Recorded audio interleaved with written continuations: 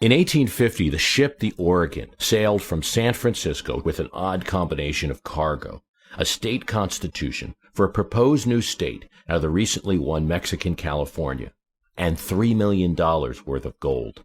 The two items of cargo were related, and as the ship, with its load of carpetbagging politicians from north and south, whose time in the new area of California could have been expressed in months rather than years, as they made the arduous voyage through the jungles of Panama towards the nation's capital, Congress was debating what to do with land so recently conquered. That debate and its resolution probably speaks more to the concept of an American statehood than anything else. Statehood. We hear the word all the time, statehood, but what is it? What is it that makes an American state a state? An incredible moment of serendipity occurred when, on Swiss immigrant John Sutter's property near Sacramento, gold was discovered. Thousands of so-called 49ers came to what had just become American property after the treaty that ended the Mexican War. 9 out of 10 of these 49ers were male. Some were deserting sailors from U.S. Navy ships. Some were passengers from the 60 ships that would quickly bring people from Boston, Philadelphia, and New York, sailing around the Cape of Horn, or dropping them off on the Isthmus of Panama for a potentially malarial voyage to the land of fortune, as advertised in city newspapers. Still others came from Western outposts, Mormons from Utah, travelers from Iowa or Missouri. And still others came from Chile, Malaysia, or southern China. For 1849, this was quite a mix of people. In the space of 1 year, the sparsely populated Mexican outpost grew to a population of 100,000, with thriving cities of Sacramento, near Sutter's farm, and the sea base for gold seekers, San Francisco. Never before had anything on the western frontier sprung up so fast, and it was a mixed blessing for the United States at the time. Lacking a reasonable route, no railroad ran to California at this time, and overland routes were difficult. Injuries were probable for travelers. California would be tough for the U.S. to manage. Not to mention the divisions in the U.S. Adding a new state would lead to questions as to whether this new state would be free or slave. For incoming President Zachary Taylor, California should be left alone. He would be fine with having it settled by Americans and having it be a separate independent nation as long as it was friendly to the United States. Once gold was discovered, that option was not possible. California had to be owned. Statehood was a central question of the nation's founders. It was not to be elusive. Desire to grow the nation is part of what led to conflict with Britain. So, when independence was won, few wanted to remain just 13 states. Thomas Jefferson, when asked by Congress about what the best definition of a state would be, said that it would be a landmass 2 degrees high and 4 degrees long. If one applied his definition to the map of today, there would be a lot more states than there are now. The 13 states were created by the hands of kings. A democracy, Jefferson and others felt, could do better. Massachusetts, New Hampshire, New York, Connecticut, Rhode Island, all owed their borders to decisions made in London. Democracy could not change those states now, despite Hamilton's ribald suggestion that America could be made into equal states. That wasn't possible, but we could start anew with the new states. It was during the process of independence that suddenly an early decision would be made with future consequences. A state was a being, an entity with representation in the decisions of independence. In the Continental Congress, Rhode Island had 1 vote, Virginia had 1 vote, yet Virginia was a giant compared to Rhode Island, both in size and population. And eventually, Virginians would feel that they were underrepresented. Yet there was no other way. Delaware, South Carolina, Rhode Island, and New Jersey, and the small states would have held up the independence, even if New York, Massachusetts, and Virginia agreed. Holes in the unity of the colonies would have allowed Britain to exploit them. and undermine the new country before it started. It was an amazing thing that the 13 colonies together went along with independence, but it happened by treating states as beings, each with a vote regardless of their landmass or their population or even their time of being. New York, one of the oldest colonies, had an equal vote to Georgia, one of the newest. Yet in a land where all men were created equal, even if we accept how off the statement was at times when one considers race, gender, and property limitations to that in 1776, but it was still an undemocratic system, even among the propertied men of Delaware who could vote. They had more say than the propertied men of Virginia. The concept of statehood was fluid. The Revolutionary War set no shape or size for states. States were the colonies. And an attempt by Vermont was telling when they attempted to make a new state out of New York. Immediately following the Revolution, they were denied. Even when the Constitution sought to make the Union more perfect, an impossible phrase, each state had one vote in that process. We could not get around the 13 colonies made by the king, even as we left the king's grace. A state was what it was, a former colony, who showed up to the room when a decision was made, either independence or on the country's constitution. They were the people in the room in 1776 and then 1787. Statehood is now then what it was. Unjustifiable, perhaps irrational, sometimes illogical political power. William Patterson, the husky little politician from New Jersey, challenged the attempt by James Madison to, quote, fix the Constitution by making the states equal by their population in terms of representation. Jersey was a being and not just a sum of its parts. Patterson rejected the population-based system of representation, which would destroy, in many ways, the state lines. Delaware and New Jersey, despite smaller populations, were not the same as a county in Virginia. They were entities, factions, sources of power. In 1787, most importantly, sources of votes in the Constitutional Convention. Patterson was taking an undemocratic stand, a stand that now makes people in Brooklyn, perhaps, less powerful in their representation in federal government than those in Boise. Yet New Jerseyans loved Patterson, and in every Democratic vote, he won. And at that time, at least, Patterson's argument had merit. The other way of globbing together the whole country and removing state borders was way too radical, and small states would not sign up for it. As one delegate threatened, they would leave the convention and perhaps find a foreign power to take them by the hand. Pesky small states. And now we have a compromised federal government. 2 senators for every entity we choose to call a state. And a House of Representatives, using Madison's system of popular representation.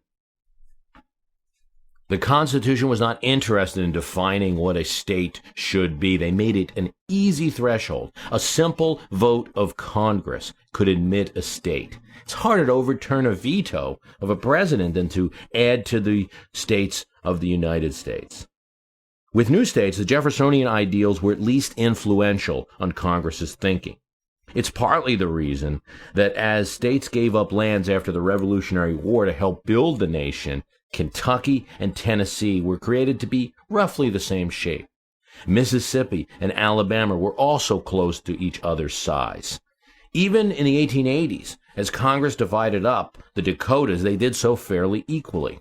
Where Congress has a choice, it seemed, they have chosen over the years to preserve the Jeffersonian idea of equality of size among the states. But in cases where it had no choice, Texas in 1844, the Congress took what it got. Texas was an independent republic and could not easily be broken up. But in the case of Colorado, which was then part of Jefferson territory, when they wanted statehood and sought a land that would now encompass several states, and when Utah, part of something called the Deserter Territory, self-titled by the residents, when they submitted requests for a huge state in the West, Congress knocked both of these requests down to size and changed their names to boot, which is why we have the roughly smaller states of Utah and California. Jefferson told Madison that a large state shouldn't be pursued because it would break up into factions.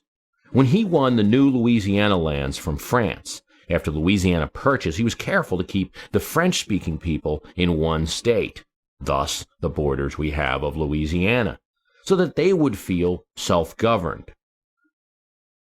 When Jefferson described the size of state he was saying would be too large and would break up to factions to Madison, he could not know then that he was describing about the exact size of California. No state in 1850, nor even now save the Alaska, was as large as that state. And so in 1850, as Congress debated the issue, Jeffersonian ideals of statehood were on the line, but so was slavery.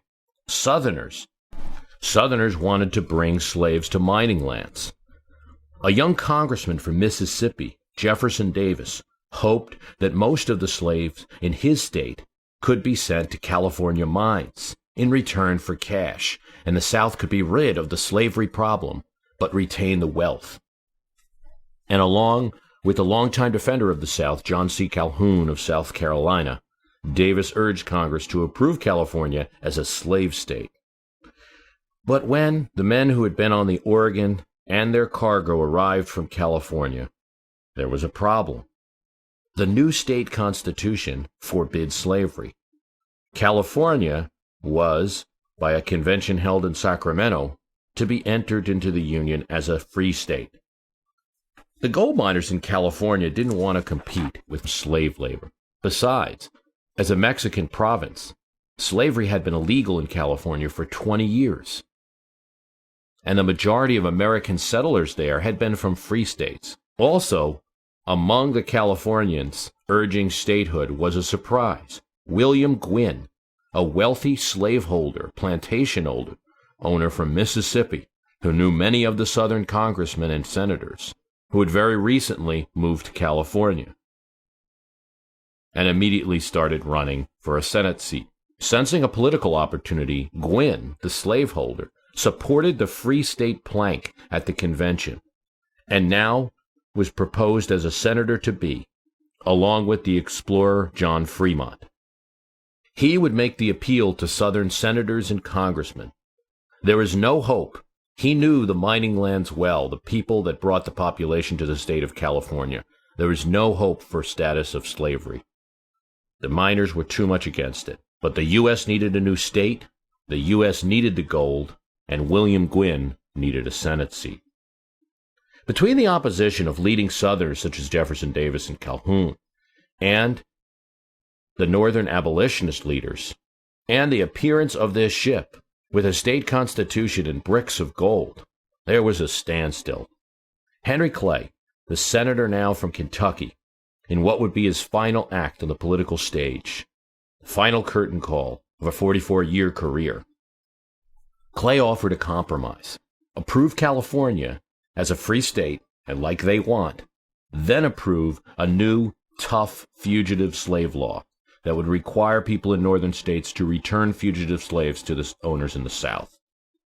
Admitting California made Southerners angry. Supporting the fugitive slave law made Northerners angry. Yet, Clay was willing to compromise. He saw it as the only way to preserve the Union. He managed to string Daniel Webster along, but among Southerners, opposition was solid. Calhoun, in what also would be his last political act on the stage, upped the ante. Vote for California, he said, and the South will leave the Union. It's that simple. Stalemate ensued. Nobody changed positions. The Californians stayed in Washington and tried to lobby hard. But California was now not a state, nor a territory, nor a foreign country. It was in limbo. President Zachary Taylor might have been expected to exert some leadership, but not in this case. He refused to use his influence in the matter. His position was unique. He felt that it was wrong to admit California as either a free or a slave state. Just admit the state, he said, with no comment on its status. Taylor's odd position had logic, but was unpopular in both the North and the South. Taylor would have been a hindrance to the issue and could have vetoed any compromise legislation, perhaps. But with no warning, Taylor died while this issue was being decided. Some type of a gastrointestinal disease. Millard Fillmore, the vice president, became president. And Fillmore sided with Clay and Webster, and he pushed additional senators and congressmen to support Clay's plan. The Congress passed it, and Fillmore, now president, signed the Compromise of 1850 into law. California was now a state, and was evidence that a state need not be a territory first on its way to statehood, though nearly every other state has seen some type of territory status until it was big enough to, quote, grow up into statehood. California was different. The gold mines had brought the population instantly. All a state needs, and this is a low constitutional threshold again, is a vote of Congress. And a vote of the state where the state came from if it was carved out of another state. Not the case in this matter. And it needs not to be vetoed by the president, or such veto overridden. For the North and the South, California's admission would turn out to be a very good thing. For the South, short term at least, adding a free state to the Union would mean the addition of William Gwynn, a pro-Southern senator, who, having done his penance for supporting free state California, now voted with anything the state wanted, and, along with a new senator once Fremont stepped down that was supportive of the South, was a big supporter of President Buchanan. The votes of Gwynn's political machine would be crucial to passing the Kansas-Nebraska Act. But for the North, California's addition would prove important, as gold went a long way to finance the Union effort in the Civil War. Generally, the U.S. government has viewed statehood as a good thing. For a country concerned about security as we were in 1787, settlers were good. A buffer was great. Connecticut, Massachusetts, New York, Virginia, North Carolina, and Georgia all gave land in order to make new territories, owned by the federal government for the purpose of being eventually turned into states. So the bar was set low for statehood. Political reasons for statehood were present. By creating Kentucky and Tennessee, Virginia and North Carolina gained 4 senators supportive of the cause of slavery. Mississippi and Alabama and Texas's creation would be fueled by similar motives. Vermont and Illinois were somewhat created to counter those new southern states. Trade-off was made when Missouri was added as a slave state and Maine as a free one. Despite getting 2 pro-South Senate votes as it would turn out, Southerners initially were enraged about the addition of California as a free state. Not only was the dream of unloading their slaves for California cash now lost, but a precedent was set in the most far-flung western state that western states would be free. Action was required.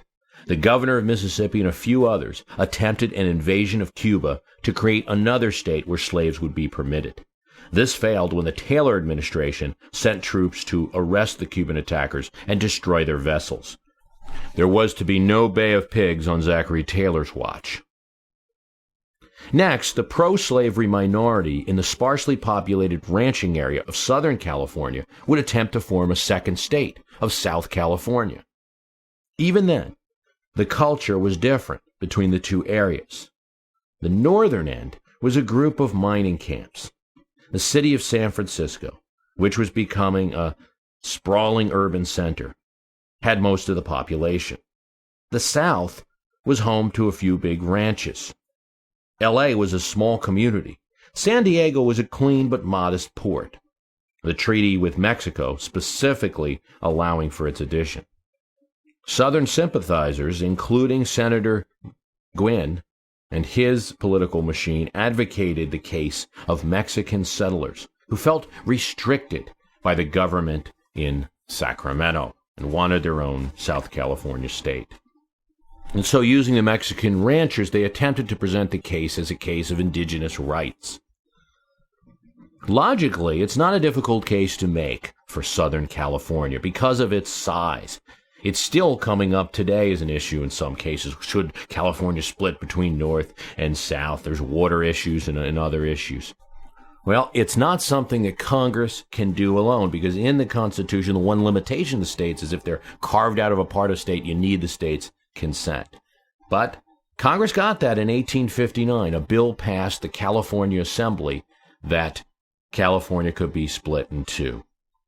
It was bad timing for the South California movement. The nation was on the brink of civil war, and Congress had little interest in creating a new state, especially a slave state. And Congress was run by the new Republican Party after the midterms of 1858. So California, like Texas, remains one of the biggest states in the Union in physical size. Alaska is the largest by size, a state far larger than Jefferson would have liked to allow. But like California, Alaska fell victim to politics on its quest for statehood that began in the 1940s. Like California, Alaska smartly sent pre-elected officials to Congress, and they helped to shore up support. Southerners resisted. Any Senate votes outside the South could be pro-civil rights votes. But as the 50s went on and the Cold War accelerated, the propaganda battle with the Soviet Union continued, and the U.S. having territories, or could be considered colonies, just didn't seem to match up the appearance of a free state that we were giving out to the world. The fact that Alaska and Hawaii, which was also fighting for statehood at this time, were on the frontier of America, Alaska bordering the Soviet Union, Hawaii in the midst of the Pacific, didn't hurt. And so in 1959, with a little help from Sam Rayburn and Lyndon Johnson, Alaska and Hawaii were added. Statehood offers several things: rule over one's land, thousands of new state jobs, electoral votes, a judiciary system, and most importantly, 2 senators. That last fact, a result of the compromise at the Constitutional Convention to protect statehood as a concept, has spawned new states and defeated some plans. After the Civil War, there was a rush to bring in the seceded states back in under Republican governments.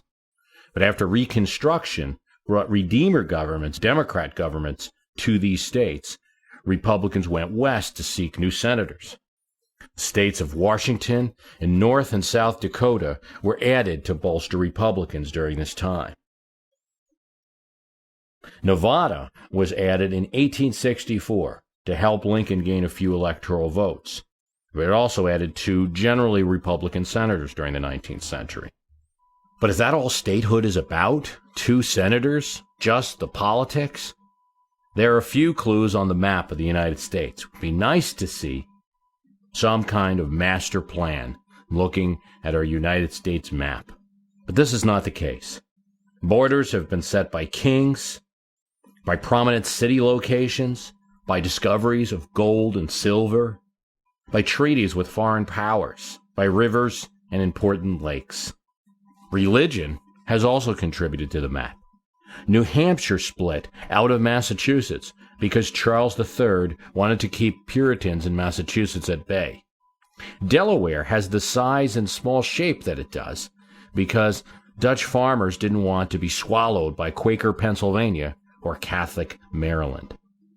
New York and New Jersey got its border from a disputed land grant,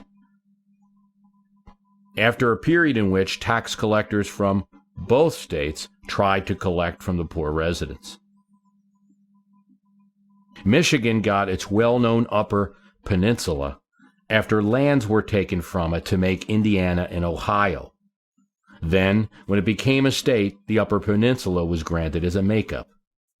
Memphis is part of Tennessee because Jackson purchased the land from the Choctaw Indians. There seems, no one way to make a state. Is statehood a dying institution now? The 17th Amendment took the election of federal senators from the state legislatures and has eroded state legislatures in the federal system. It's a silent result of a law that seemed so good, progressive and democratic, and it was. But now legislatures only involve themselves in federal law when a constitutional amendment comes up. We were state crazy in the 1700s and the 1800s, but it slowed in the 20th century. There was Alaska and Hawaii. But now, for 50 years, there's been no state. Is statehood dying as a concept? Let's look at the few parts of the United States property where statehood does not exist and is discussed. We generally think of statehood as a good thing. For Puerto Rico, an island that was won in the Spanish-American War in 1898, statehood has been a recurring question. In 1917, in what was seen as an incentive to increase enlistments right in time for World War I, the Jones Act made Puerto Ricans U.S. citizens. 20,000 Puerto Ricans served. Between the choice of becoming an independent nation, remaining some kind of a territory, or becoming a state, tensions remained. So much so that nationalists, those who wanted independence for Puerto Rico, tried to assassinate President Truman. It remains today one of the boldest attempts to assassinate an American president. Truman was fairly well protected at the Blair House while the White House was being renovated, but a Secret Service agent was killed during the attack. At that point, statehood was not an option. Southern senators were blocking any attempt to make the Northern Territory of Alaska a state, fearing a loss of control in the Senate. No one was about to grant statehood for Puerto Rico, and it was not clear that Puerto Ricans wanted it. In the early 1950s, Puerto Rico held a referendum, allowing a convention which would choose either statehood or a Commonwealth system, a kind of in-between status between statehood and independence. The plurality of votes was for the Commonwealth. In 1952, Congress passed, and President Truman signed a bill making Puerto Rico a free associated state, or an Estado Libre Asociado. This is commonly referred to as a Commonwealth. It is a unique arrangement for the United States. Puerto Rico is not a free state, it's not a country, in that they are subject to U.S. jurisdiction and sovereignty. The President of the United States is the head of the Puerto Rican state.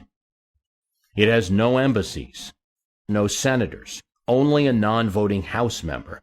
Most residents of the island, so long as they do not work for the U.S. government, pay no U.S. income taxes. But given the income on the island, many residents would not pay income taxes anyway. They do pay the taxes that those of all income levels would pay: Social Security, Medicare, the FICA taxes. In 1967, a referendum was held, and 60% supported the Commonwealth status. And elections in 1993 and 1997 gave a plurality to the Commonwealth system. Although the governor right now, Luis Fortuno, is a statehood party candidate from the PDP party, there seems to be little interest in statehood for the island at this point. The island had probably its biggest impact on American politics when it was the site of one of the late Democratic primaries. Parties do allow Puerto Rico to vote and send delegates to their conventions. Hillary Clinton and Barack Obama seriously contested the state, and Hillary Clinton won overwhelmingly. Of course, neither candidate took on the issue of statehood versus Commonwealth status. This leads us to the question of statehood for the one area of mainland U.S. that has no representatives in the federal government. The District of Columbia's population has boomed in recent years. It is becoming a popular place to live as well as work. Yet its residents have no voice over the most important aspect of federal government: Congress. Unlike the citizens of Puerto Rico, they do pay U.S. income tax, but don't vote for representatives to determine how that's spent. They have a non-voting House member, currently Eleanor Holmes Norton. She can vote on committees, but not on regular votes of the House of Representatives. Every license plate in the district reads, "No taxation without representation." The 23rd Amendment gave D.C. residents 3 electoral votes, though those votes have yet to be decisive in a presidential election. Had a couple close ones recently, though, and there's always the possibility that they may come in to be decisive. But since the passage of the 23rd, they haven't been decisive. When its population was declining, there was less talk about D.C. statehood. But now that it has the population of at least one other state, talk is more serious. It is a crime against democracy that residents of D.C. cannot determine how their tax dollars are spent. They cannot elect representatives to declare whether we should go to war with another nation, or, as is so often the case in modern times, whether we support a president's decision to use military force. They don't have representatives to do that. We have no direct evidence that George Washington or Thomas Jefferson wanted the residents of the federal city called for in the Constitution to vote, but there's certainly no evidence that they wanted them to be disenfranchised. The capital was in Philadelphia in the early years, and residents of that city voted, and residents of Philadelphia had representatives according to their population. The capital was in New York for a few years, and residents in that city voted, and the city's population had representatives according to its population. There was no distinction made during the time that those cities were federal cities that a certain area wouldn't have representation. It would make no sense for the Constitution to create a city in which people would not have rights. The more logical explanation is they didn't think of it because as of the time of the Constitutional Convention, the federal city didn't exist. It was just a concept put in the document that there should be a federal city. It would be about 13 years after the Constitution that Washington, D.C. would be in effect open for business. And even then it was small. It was so small, and thus, while not correct, the offense to democracy of not having representatives for those living there was small. Now, as the city has over 500,000, the offense to democracy is that much larger. So it's clear that D.C. should have some type of federal representation. But is statehood the answer? Statehood would bring a House member easily and 2 senators. Based on voting trends, it would probably bring 2 Democratic senators in and very likely 2 very liberal senators in. And so once again, like throughout history, there is concern about the Senate when it comes to a new state. The same concern that was present when California, Texas, Missouri, Maine, the Dakotas, and so many other states were brought in. There's a concern about state government, given the checkered history of mayors running D.C. I don't dismiss those. D.C. government has been getting better in recent years, and I don't dismiss completely the political realities. But I do dismiss any notion that the founders wouldn't have wanted D.C. to have representation in Congress. It would be against everything in the founding documents to assume that.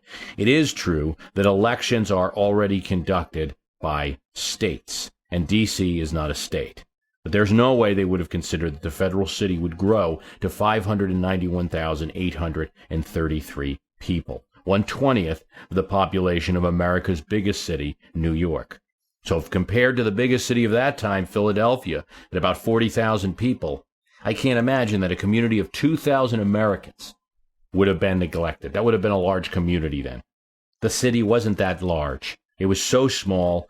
It had such little population. Most of the people living there were representatives or people who were voting somewhere else. It was an oversight, not a mandate for the future. At nearly 600,000 people, the District of Columbia has more population than Wyoming. It has more population than the constitutional republic monarchy of Luxembourg, with 493,500 people.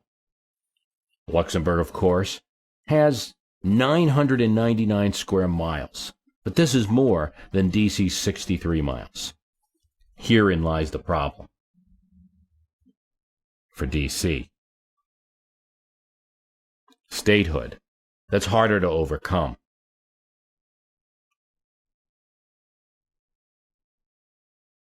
Delaware has 873,000 people, but there are over 2,490 square miles. D.C. just 63.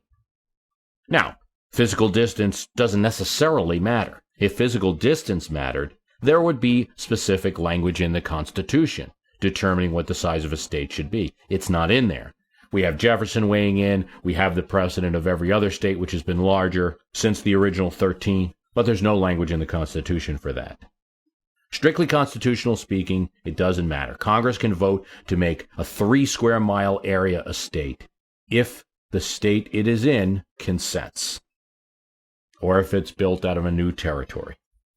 If we learned anything today, it's that there is no absolute definition of what statehood is or what a state is.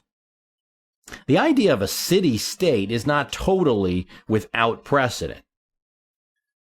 Virginia, for instance, has counties and then cities. So Richmond and Alexandria are cities. They're not just simply a city within a county. They have their own jurisdiction within the state. New York City offers a similar example. New York consists of several counties. Each borough of the city of New York is a county. So while New York City doesn't represent itself to the state as a separate entity from the rest of the state, it consists of counties that exactly duplicate its borough borders. Constitutionally speaking, we could make the District of Columbia a city-state, though it would be 40 times smaller than Delaware. That's strictly constitutional speaking. The physical size might create 2 problems. Duplication. Would we now have a state and city government taxing residents and perhaps duplicating services and confusing jurisdiction in its borders? And the second is the potential growth or decline. We assume that the District of Columbia is at 591,000 and growing. And if it grows, that's great. It could even get 2 House members then, and go further to justify its statehood status as it eclipses other states in population that are even bigger. But what if it declines? Once you create a state, that's it. I mean, it could be carved in half with its consent. It could give up land to Virginia or Maryland, but there seems to be no way in the Constitution to erase a state. It is an entity of the United States. So once we make it a state, it's permanent. So even if the population shrinks to 250,000, they will still get 2 senators, as does California. This could be said, of course, of any state. There will be people moving in and people moving out all the time. But when a state consists of just one city, and cities are at different times fashionable and at different times not, there might be a greater danger of that population loss than in a larger landmass area with lots of different places subject to different population trends. And even a third problem may be copycats. If you allow a city-state, the District of Columbia, does New York now ask to be a state? Does Chicago? Does Los Angeles? Based on what we've seen, the confused history of states, their origins, their borders, their reasons for being, I see no reason why a state of the District of Columbia is not possible. Of course, the permanence is a strong issue, governance is an issue, and how the politics will work out. It might be very tempting right now for Democrats to add 2 likely Democratic senators to the permanent mix, just as in the 19th century, Republicans added what they thought at least were 2, 4, 8 permanent Western senators, likely to be Republicans, by adding new states. There may or may not be support for such an effort. It may require constitutional amendment, may require something that really hasn't happened before, and that's have the full weight of the White House, of a president, behind the D.C. statehood effort for it to happen. But the mechanism's not hard. It's a simple vote of Congress, signed by the president. To me, though, the issue is more of representation and not statehood. D.C. residents pay income taxes, and no one in the House represents them, the key place where bills of money are originated. It should be a shame to most Americans, and if they knew it, I believe fair-minded Americans would agree. Most polls do show support for representation by D.C. Statehood's not the only way. There's a couple of ways to do it. And one is to give D.C. a voting House member. That may not sound like much. One vote out of what would then be 436 members of Congress.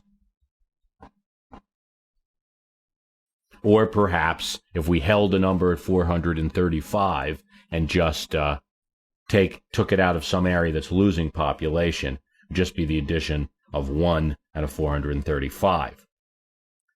That may not seem like much. But over time, it could mean a lot. A single House member right now is very little. As they grow, as they join committees, if they keep getting reelected, they become more powerful. House has there's a lot of benefits to seniority in the House.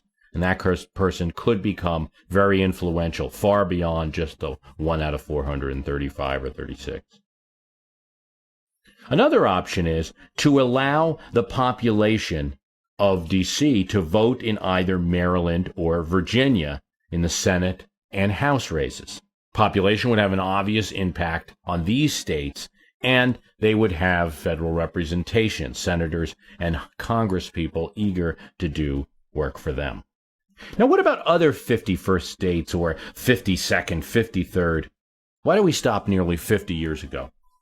I mean, it might seem that if we haven't done something for 50 years, it's done. But one of our advantages as watchers of history is that we have a good perspective. We know, for instance, that it took 50 years for the first time that Congress overrid a president's veto. And it has been and there have been in the past 60-year gaps between constitutional amendments. No part of the Constitution dies by not using it necessarily. A president was impeached once, and then 130 years later, a second president was impeached. We should not dare to think that statehood is shut down. It's just inaction at the moment, mostly because of the political stalemate, that every time you add a state, you have to add 2 senators, and one party or the other thinks it won't be good for them. Controversial as it is, if we stay in Iraq or if we stay in Afghanistan for 20 more years, it doesn't seem likely at this point, but it's possible, would there ever be a call for a state? It might sound like building an empire, but is it better than sort of occupying with troops? At what point do you have to consider statehood in these places? 5 years, 10 years, 15 years? Do you consider statehood for a part of the area that perhaps with a referendum wants to be part of the United States? The mechanism is there. It might have sounded crazy to Thomas Jefferson that we would make a state out of the nation of Hawaii. More likely, any recent attention will focus on District of Columbia, Puerto Rico, the Virgin Islands, but second to that, splitting states may be the more likely scenario. There's the continuous issue of North and South California. Statehood in America is in the eye of beholder, the beholder being the representatives of the American people at the current time, and it's always been. The deal made to force a group to be part of the new nation, that each state get 2 of the most powerful people in Washington, has fueled some new states and has been a burden to new states at other times. I want to thank you for listening. The website is myhistorycanbeatupyourpolitics.com. Just run a search for us on Facebook. We're also there. Want to remind you about the archive for $9.99. The archive's available. It has most of the shows we recorded since 2006. So if you like this podcast, if you're a fairly recent listener, you're going to hear a lot of shows that you haven't heard yet. I've covered a lot of topics, a lot of issues. They signed the new pod book about the signers of the Declaration of Independence. If you want to learn more about those folks, some very interesting people that we don't know enough about, that's available for $3.99 up on the website. myhistorycanbeatupyourpolitics.com. Thanks for listening.